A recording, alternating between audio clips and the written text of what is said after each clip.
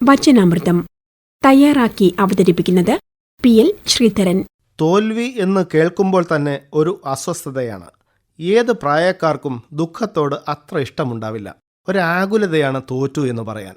ജയിച്ചില്ല എന്ന് വേണമെങ്കിൽ പറയാം. എന്നാലും തോറ്റു എന്ന അവസ്ഥ സ്വയം ഉൾക്കൊള്ളാൻ തയ്യാറാവുന്നില്ല. തോൽക്കുന്നതിൽ സന്തോഷിക്കുന്നവർ എത്ര തന്നെ ഉണ്ടാവും? ജീവിതയാത്രയിൽ ജയത്തോടൊപ്പം പ്രാധാന്യമുള്ളതാണ് തോൽവി എന്ന് എത്ര പേർ തിരിച്ചറിഞ്ഞിട്ടുണ്ടാവും? അവിടെയാണ് സ്നേഹം എന്ന പദം അർത്ഥവ്യാപ്തി തേടുന്നത്. സ്നേഹം എന്നാൽ പങ്കിടലാണെന്ന് തിരിച്ചറിഞ്ഞിട്ടുള്ളവർ വിരളം. സ്നേഹിക്കാൻ കഴിയുക എന്നാൽ അറിയാൻ കഴിയുക, അവനവനെ മനസ്സിലാക്കാൻ കഴിയുക എന്നതുതന്നെയാണല്ലോ. ഒരു പ്രത്യേക ലക്ഷ്യവും പ്രത്യുപകാര ബോധവുമില്ലാതെ നിരുപാധിക സ്നേഹം, അൺകണ്ടീഷണൽ ലവ് കൊടുത്ത് ഹൃദയത്തിൽ കുടിയിരിക്കാൻ സാധിക്കുന്നിടത്താണല്ലോ അറിവിൻ്റെ അനന്തത വ്യക്തമാകുന്നത്. സ്നേഹിച്ചിടുന്നു ഞാൻ ചെന്തളിർ ചാർത്തിനെ, സ്നേഹിച്ചിടുന്നു മണമെഴും പൂക്കളെ എന്നതുകൊണ്ട് കവിയുടെ സ്നേഹം വ്യക്തമാക്കപ്പെടുന്നുണ്ടല്ലോ.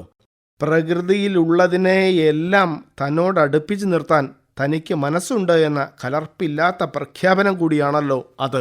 ഒരർത്ഥത്തിൽ തോൽവിയുടെ ജയം കാണുന്നത് സ്നേഹത്തിലാണ്. തോൽവിയുടെ ആഘാതം കുറയുന്നത് അവിടെ സ്നേഹം മുഖം കാണിക്കുമ്പോഴാണ്. ഭൗതികമായിട്ടുള്ള എല്ലാം നേടിയാലും വേണ്ടത് നേടുന്നതിൽ പരാജയപ്പെട്ടാൽ തോൽവിയാണ് ഫലം എന്ന് വായിച്ചതിന് വലിയ അർത്ഥമാണെന്ന് തോന്നുന്നു.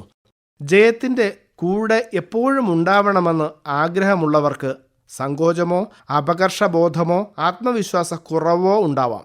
കാരണം മറ്റുള്ളവരുടെ മുമ്പിൽ അല്ലെങ്കിൽ അവരെ കണ്ടുകൊണ്ടാണ് അത്തരക്കാരുടെ പ്രവൃത്തികൾ. ഒരു ചെറിയ പരാജയം ആയാലും തൻ്റെ വ്യക്തിത്വത്തിന് മങ്ങലേൽപ്പിച്ചുവെന്നോ തൻ്റെ യാത്രയ്ക്ക് തടസ്സമായി എന്നോ കണ്ടാൽ തുടർന്നുള്ള പ്രവർത്തനങ്ങളിൽ വേണ്ടത്ര ശ്രദ്ധ കൊടുക്കാൻ കഴിഞ്ഞെന്നു വരില്ല. ജയത്തെയും തോൽവിയെയും സമചിത്തതയോടെ സമീപിക്കേണ്ടതാണല്ലോ. അല്ലാത്ത പക്ഷം തൻ്റെ തോൽവിക്ക് കാരണക്കാരായവരെ നിത്യശത്രുക്കളായി കാണുന്നു. അവരുമായി കലഹിക്കാനും തലമുറകളോളം വാശിയും വൈരാഗ്യവും കൊണ്ട് നടക്കാനും ചിലർക്ക് സാധിക്കുന്നത് അവരുടെ ചിന്താമണ്ഡലം ചെറുതായതുകൊണ്ടു തന്നെയാണ്. തന്നെക്കൊണ്ട് ഇതൊന്നും സാധ്യമല്ലെന്നു ആത്മവിശ്വാസമില്ലാത്തവൻ വിചാരിക്കുന്നു. ആ പ്രവൃത്തിയിൽ നിന്ന് വിട്ടുനിൽക്കുന്നു.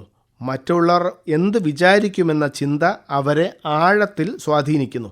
നിഷ്ക്രിയരായി, കർമ്മോത്സുകത നഷ്ടപ്പെട്ടവരായി കാണപ്പെടുന്നു. ക്ഷമ നശിച്ചവരായി ഇവർ മാറുന്നു. ഒന്നിനോടും താല്പര്യമില്ലാതെയും ഒന്നുമായി യോജിക്കാതെയും ഒറ്റതിരിഞ്ഞ പ്രകൃതം സ്വീകരിക്കുന്നവരായി മാറുന്നവർ. തോൽക്കുക എന്നാൽ ഉൾക്കൊള്ളുക എന്നതാണല്ലോ. ജയിച്ചയാളെ ഉൾക്കൊള്ളുകയും തനിക്ക് പറ്റിയത് എവിടെയാണെന്ന് വായിച്ച് വിലയിരുത്തുകയുമാണ് അത്. സ്വന്തമെന്ന് പറയാൻ സ്വപ്നം പോലും ഇല്ലാത്തവരെ അടുപ്പിച്ചു നിർത്താനും ആവും വിധം അവരെ ആത്മവിശ്വാസമുള്ളവരാക്കി തീർക്കാനും കഴിവിനനുസരിച്ച് കാര്യഗ്രഹണശേഷി സംഭാവന ചെയ്യാനും സമസ്ത ജീവനെയും സമഭാവനയോടുകൂടി കാണാനും ജയവും തോൽവിയും പഠിപ്പിക്കുന്നു. ഇവിടെയാണ് തോൽവി ജയിക്കുന്നത്. ഒപ്പം ജീവിതവും. മക്കളുടെ മുമ്പിൽ അമ്മ എത്രയോ തവണ തോറ്റിരിക്കുന്നു. അവരുടെ നന്മയ്ക്ക് വേണ്ടിയുള്ള തോൽവി. സമയം നിർണായകമായ സ്വാധീനം ചെലുത്തുന്നുണ്ട് ജീവിതത്തിൽ.